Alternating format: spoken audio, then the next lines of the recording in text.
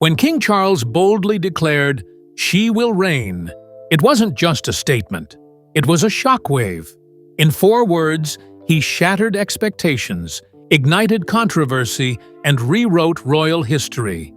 Camilla's sudden rise didn't just crown a queen, it fractured a family, divided a nation, and left Diana's shadow looming larger than ever. The unexpected declaration that broke the silence. Nobody expected this. The Accession Council on 10 September 2022 was supposed to be history in motion, calm, ceremonial, and formal. For the first time ever, cameras were allowed inside. King Charles III, standing beside Queen Camilla, was officially declared monarch. It was a royal moment meant to follow the script. But then, he went off script. In a moment captured only by those close enough to hear, Charles turned toward Camilla and said just 4 words. "She will reign." The room fell silent. Gasps from senior aides, frozen stares from distant cousins. One court official later whispered, "It wasn't just a sentence. It was a statement of power." Those words shot through the palace faster than any press release. From Buckingham to Windsor, people knew. Something had shifted. Camilla was no longer just queen consort. That one phrase hinted at something much bigger, an equal throne, a shared rule. And for many, that was more than just shocking. It was personal. Some called it an act of love, others, a betrayal of promises once made. After all, back in 2005, it was said Camilla would never be queen. At most, princess consort. That's what the public was told. Now, Charles had just rewritten that story in front of the world. Royal commentators quickly picked up the echoes. They weren't just hearing Charles, they were hearing the absence of Diana. He said she'll reign, but so many believed it was Diana who should have, one headline read. Social media exploded. Comparisons flooded in. Photos of Diana's grace were placed next to Camilla's crowning smile. And deep down, many asked the same quiet question. Was this the final push to make Camilla what Diana was never allowed to be? But the shock didn't stop there. It only grew louder when the coronation arrived. The coronet clash. Camilla steps into the spotlight. It wasn't just a coronation, it was a crowning confrontation. On 6 May 2023, all eyes were on Westminster Abbey. The gold, the choir, the pageantry, it all looked like tradition. But something felt very different. Camilla wasn't standing behind the throne, she was stepping onto it. She was anointed, crowned, and handed the Queen's scepter, symbols of power usually reserved for reigning monarchs.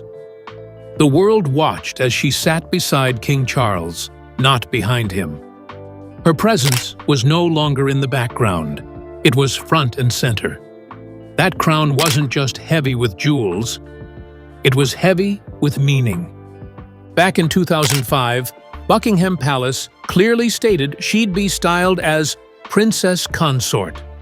That was the compromise made to a public still mourning Diana.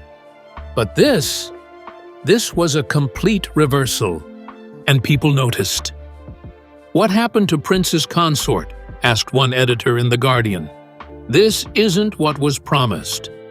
To some, it looked like a quiet coup. To others, a long overdue recognition. But either way, Camilla was no longer being eased into public favor. She was being declared royal royalty. Polls showed an immediate shift. While Charles held steady, Camilla's approval ratings slipped, especially among those who had lived through the Diana years. "It feels like Diana's legacy is being replaced," said one royal watcher. "As if history is being rewritten in real time." Still, Camilla smiled through the cameras. She waved, wore designer gowns, and kept speeches short. But behind the scenes, Insiders say tensions were boiling. Charles's words, "She will reign," suddenly made sense. It wasn't just a sentiment, it was the plan. And as Camilla took her place on the world stage, another royal stayed notably quiet. And that silence spoke volumes.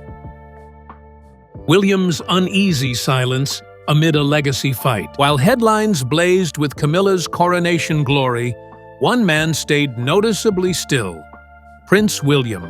No bold statements, no visible celebration, just quiet eyes and a heavy presence standing a step behind his father and stepmother.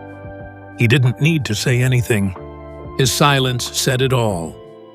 During public appearances, William looked respectful, but distant. Observers noticed how he never quite stood beside Camilla, how his expressions tightened during her big moments, and most importantly, how he never joined in the applause. Behind closed doors, it was a different story. A senior aide revealed that William referred to his mother, Princess Diana, as the real queen. It wasn't a calculated comment.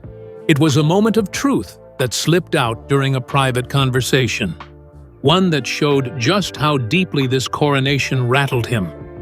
Sources close to the prince said he felt torn, caught between royal duty and personal memory. He knew what was expected of him.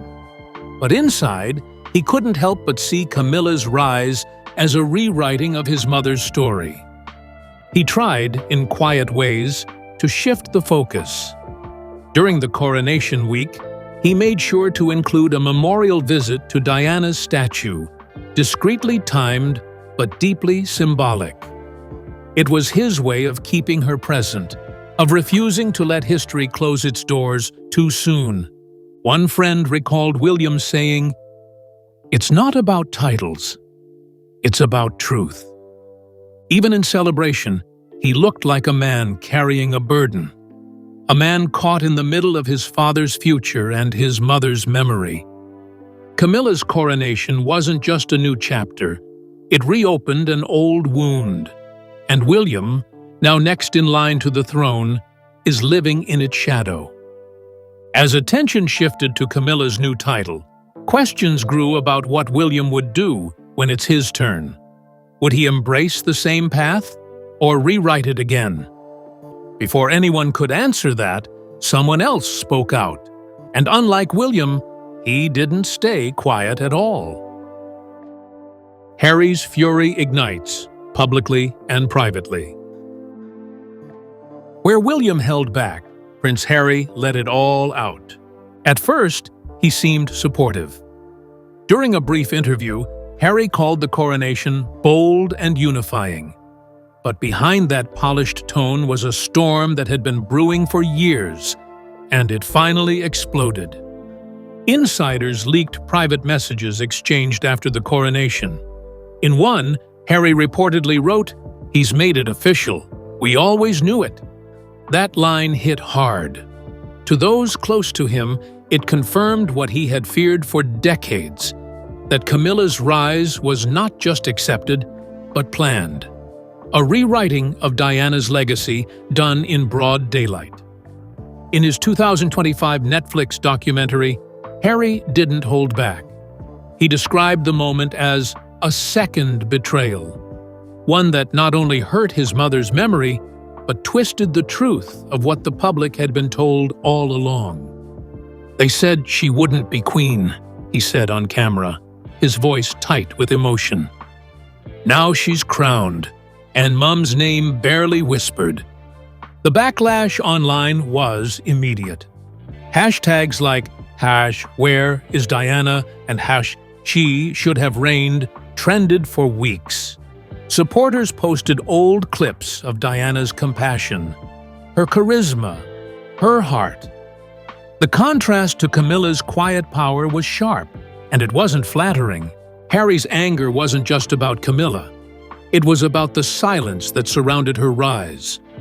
The speeches, the ceremonies, the formal smiles. They all ignored the elephant in the room: Diana's absence. He saw the coronation not as unity, but erasure. And for Harry, that was the final straw. Those close to him say he has no plans to reconcile anytime soon. The wounds are too deep, the crown too cold. While William stays inside the palace, managing his pain with poise, Harry is outside it, shouting what he believes others are too afraid to say. But even as Harry raged and William grieved in silence, another figure was quietly working behind the scenes, Camilla herself. And her strategy? Calculated to the core. Camilla's calculated coronation strategy. While the world debated her crown, Camilla was busy crafting her image. It didn't happen overnight. This transformation, from mistress to monarch, was the result of months, maybe even years, of deliberate, calculated planning. Because deep down, everyone inside the palace knew something the public hadn't fully accepted. A crown doesn't guarantee a queen. Even with the coronation robes on her shoulders and a scepter in her hand, Camilla's acceptance was never certain. The title may have changed, but hearts hadn't, and her team knew it. So, from the moment her crown was lifted, every step was choreographed. Every speech, every handshake, every photo, designed to shape how people saw her. Her first moves after the coronation were soft, careful. She didn't launch into grand interviews or claim Diana's legacy. Instead, she focused on smaller charity visits. She praised shelter volunteers, stood beside abuse survivors, and kept her tone warm but distant. Her fashion followed the same path. Elegant, tailored, never loud. Just enough sparkle to remind people of her status. Never enough to stir comparisons. The message? Camilla wasn't here to compete. She was here to exist, to be seen, to finally be accepted, not as the other woman, but as queen. But inside the palace, aides were scrambling because something happened her team hadn't expected. Polls dipped. Public approval, especially among older Brits still fiercely loyal to Diana's memory, began to slip. Even neutral royal followers online started drawing harsh comparisons. Camilla's coronation photos were placed side by side with old images of Diana, her grace, her warmth, her legacy. Suddenly, Camilla wasn't just being seen, she was being measured, and many felt she came up short. One palace aide, speaking under anonymity, admitted the truth. "We thought the coronation would seal her place. Instead, it reopened wounds." Charles's dramatic phrase, "She will reign," was meant to crown her in the public's heart as much as in Westminster Abbey. But instead of healing the divide, it deepened it. Headlines were blunt. The coronation gamble, they called it. Some commentators praised Camilla's dignity, her loyalty, her resilience. But others questioned if this was truly what Queen Elizabeth had envisioned. Or worse, if this was a rewriting of Diana's legacy, one the public never asked for. Still, Camilla didn't back down. She doubled down.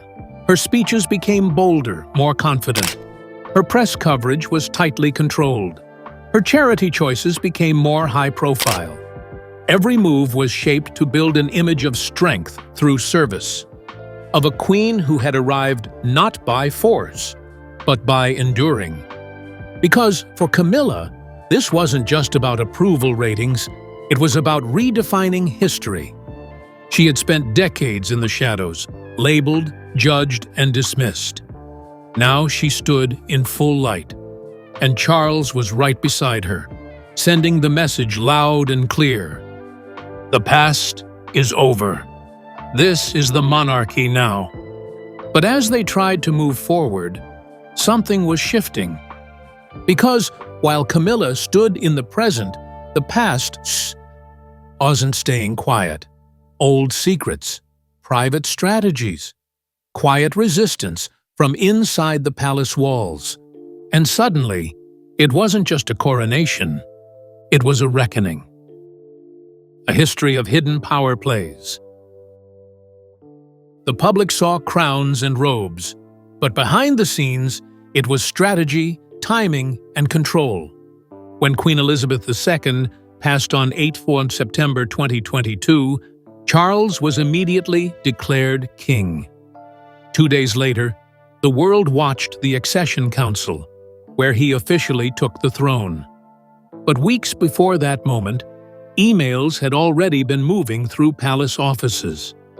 Quiet efforts were underway, not just to prepare for Charles, but to position Camilla in a way that would feel inevitable. Sources close to the firm say senior aides were involved in reshaping public messaging, softening language, and slowly shifting Camilla from consort to something more. One royal insider revealed it wasn't about what the people wanted, it was about what the palace wanted them to believe. The campaign wasn't limited to Britain. In Australia, questions started popping up in Parliament. Was Charles's title even legally binding there? If not, what did that mean for Camilla's? Legal experts debated whether the monarch's spouse had any automatic standing in Commonwealth nations. The confusion wasn't just symbolic, it had real constitutional weight. And it exposed how quickly the monarchy was trying to move, and how many cracks were forming in the foundation. For royal historians, the shift was alarming. One even compared it to the Edward VIII abdication crisis, when personal love clashed with public duty. But this time, no one was stepping aside. Charles wasn't giving anything up. He was taking a stand. And all of it happened with Diana's memory hovering like a ghost over the palace halls. One retired courtier put it simply, "This wasn't just about crowning Camilla, it was about making the public forget." But forgetting Diana wasn't going to be easy. Because every step Camilla took into the spotlight, Diana's shadow grew longer. And the proof? It was everywhere. Especially in the way the public kept bringing her name back to life. Diana's silent shadow shapes every event. Camilla may wear the crown, but Diana still rules the heart of the people. Ever since that coronation day, something strange kept happening. Every time Camilla stepped forward, Diana was there. Not in person, but in memory. In clips, headlines, social posts, and sudden bursts of nostalgia that swept across the internet like wildfire. A haunting moment came when Diana's 1995 Panorama interview resurfaced. Again. Millions watched it in the days following Camilla's crowning. Her soft voice, her words, "There were 3 of us in this marriage," echoed louder than ever. The timing wasn't planned, but it felt deliberate. Even Diana's charities began trending. Donations surged to the organizations she once championed: landmine victims, AIDS patients, children in hospitals.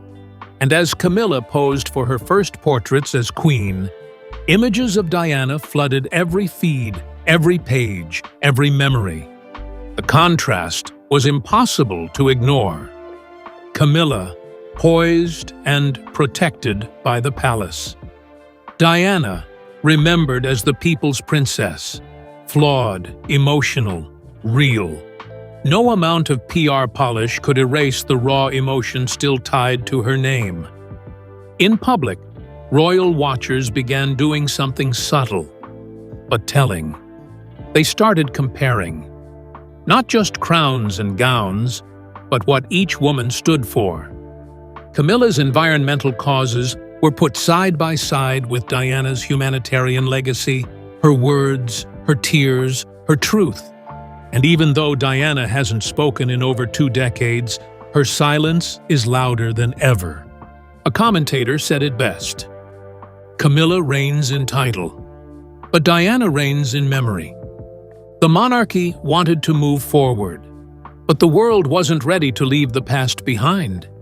And inside the palace, That emotional tension was starting to show, especially in one woman who's never been afraid to break with royal tradition. Princess Anne. Anne plants her flag, holding on to history. If anyone in the firm knows how to make a statement without saying a word, it's Princess Anne. She's never needed headlines or interviews to get her point across. Her strength has always been in her presence, silent, firm, and unmistakably rooted in tradition. At the coronation reception, all eyes were on Queen Camilla, her crown, her new title, her triumphant moment. But a few sharp-eyed guests noticed something else, something small, easy to miss. Anne didn't curtsy, not once. The cameras didn't dwell on it. There were no dramatic gasps, but insiders saw, and they knew what it meant. It wasn't rudeness, it was restraint. A carefully measured gesture from the most disciplined royal of all. One palace staffer later remarked, "Anne doesn't break protocol unless she's making a point." And her point was crystal clear. She wasn't curtsying to a woman who now sat in a seat many believed was never meant to be hers. Anne's loyalty has always been to duty, service, and continuity. But on that day, she also showed quiet loyalty to Diana, a woman whose legacy, in Anne's eyes, didn't deserve to be overshadowed, even in silence. In the weeks that followed, the clues continued. During a royal engagement, Anne wore a brooch once gifted to Diana, a piece rarely seen since the 1990s. Delicate, elegant, and deeply symbolic. Some dismissed it as coincidence, but those who know Anne's precision knew better. Every pin, every piece, every detail on her jacket has meaning. And this one was personal. Anne has always been seen as the monarchy's backbone. No drama, no scandal, just quiet service. She's outworked many of her royal relatives, traveling, shaking hands, cutting ribbons, year after year. But even she appeared unsettled by the speed and scale of Camilla's rise. Because this wasn't just a coronation, it was a redefinition of roles, a rewriting of positions that had once seemed set in stone. And Charles's words, "She will reign," echoed like a challenge to everything Anne thought royalty stood for. She hasn't spoken publicly about it. There's been no interview, no insider leaks, no complaints. But her actions have drawn a line. A subtle, unspoken refusal to let the past be swept aside in the name of modern monarchy. In doing so, Anne has become something new. Not just the king's sister, not just the firm's most loyal servant. She's become a quiet rebel, fighting not against people, but against forgetting. In a palace now split between the old and the new, she stands alone. Not clinging to the past, but protecting it. With Catherine staying poised and graceful, and Camilla stepping further into power, Anne watches from a distance, neither passive nor confrontational, but always deliberate. Her presence reminds us, not everyone has accepted this new royal chapter. Not every royal believes legacy can be overwritten by ceremony. And in this new royal order, where emotion and ambition often outpace duty, Anne's silence might be the loudest voice of all. Constitutional cracks. What happens next? Camilla may have been crowned, but not everyone's on board. And now, the backlash is no longer just personal. It's turning political. Across the Commonwealth, murmurs have become headlines. In Australia, questions were raised in Parliament just days after the coronation. It wasn't just about Charles assuming the throne, it was about Camilla, and whether her title had any legal standing at all. One MP asked the question out loud that many had whispered for months. Did we ever approve Queen Camilla? the issue ran deeper than feelings. In many Commonwealth countries, legal documents still referred to the monarch's spouse using outdated language. Laws hadn't been formally updated, and Camilla's new title, granted through ceremony, not legislation, sat in legal limbo. It was a wake-up call for countries already questioning their ties to the monarchy. Jamaica, Canada, New Zealand all began revisiting what it meant to have a head of state they didn't vote for, and now a queen they never expected. Inside the UK, things weren't much calmer. Even the most traditional royal supporters began to shift their tone. Questions were being asked in conservative circles, editorials pushed back, and in political backrooms, whispers grew louder. Was Charles's proclamation, "She will reign," a touching tribute to his wife? Or a quiet power play disguised as sentiment? One conservative MP broke royal silence and warned, "This isn't how the crown is supposed to work. It's a monarchy, not a monarchy by marriage." Legal scholars echoed the alarm. Some called it a dangerous constitutional shortcut, where emotional loyalty had replaced careful process. Others feared it set a precedent, a future where titles could be declared without consent, ceremony without accountability. And through it all, the real weight falls on Prince William. He hasn't spoken publicly about the coronation's fallout, but he sees what's coming. Because one day, he'll inherit not just the crown, but the confusion, the criticism, and the broken pieces left behind. His reign won't begin in celebration. It may begin with cleanup. With Parliament now circling the monarchy's authority and Commonwealth nations quietly drafting their own paths forward, the cracks in the institution are no longer hidden. They're widening. And the question that hangs in the air is colder than any crown jewel. What kind of monarchy will William inherit? One of legacy, or one built on quicksand? The new royal narrative, duty, memory, or modern monarchy? It all changed with 4 words: "She will reign." With that sentence, King Charles didn't just honor his wife. He rewrote the royal story in real time. No warning, no vote, just a quiet moment that echoed louder than any coronation bell. Camilla, once the woman in the background, now sits on the throne where many believed Diana should have been. But while she gained a crown, she also inherited the weight of public grief, anger, and memory. Her reign began not with cheers, but with raised eyebrows, icy glances, and headlines filled with doubt. And Charles? He stands in the center of the storm, a man torn between his enduring love for Camilla and a past he's never truly escaped. Every decision he makes now, every move, every moment, feels like a balancing act on history's edge. William watches quietly. His silence is no longer neutral. It's becoming a statement, a silent resistance, a reflection of a man walking a tightrope between duty and mourning.